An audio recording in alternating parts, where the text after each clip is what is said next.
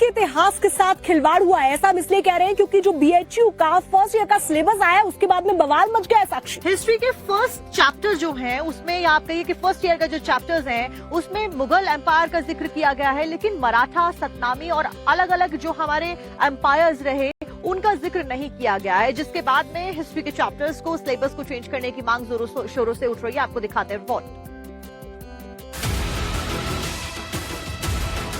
BHU में एक बार फिर विवाद हो रहा है और इस बार के विवाद की वजह किसी स्टूडेंट या प्रोफेसर की परेशानी नहीं बल्कि सिलेबस है।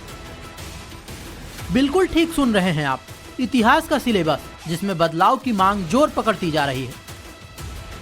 वामपंथियों का स्कूल चल रहा है, उनकी कोचिंग चलती है और उनकी कोचिंग में इनका महिमा मंडन किया जाता है।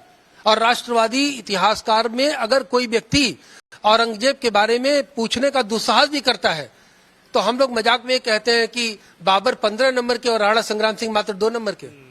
और इस बात की टीस है आप लोग की? एकदम टीस है, तकलीफ है इस बात की कि सच इतिहास नहीं आया और जिससे पूरा का पूरा भारत जलने के कगार पे खड़ा होकर गया है। दावा किया जा रहा है कि यूनिवर्सिटी के बीए फर्स्ट सेमेस्टर के सिलेबस में सभी शासकों के शासनकाल के बारे में ईमानदारी से जिक्र नहीं किया गया। खासकर मराठा, राजपूत और सनातनी शासकों को जगह नहीं दी गई है।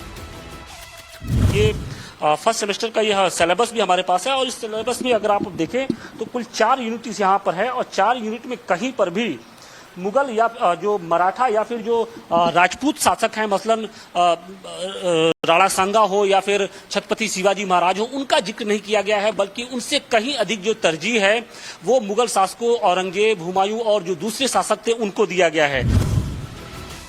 सिलेबस में बदलाव को लेकर एचओडी को एक पत्र भी लिखा गया है और ये मांग की गई है कि अगर देश के विवादित मुद्दों को खत्म करना है तो ये बताना जरूरी है कि हमारे देश में रहने वाले सभी लोगों का इतिहास क्या है, उनके पूर्वज कौन हैं और उनकी प्राचीन परंपराएं और विरासत क्या है।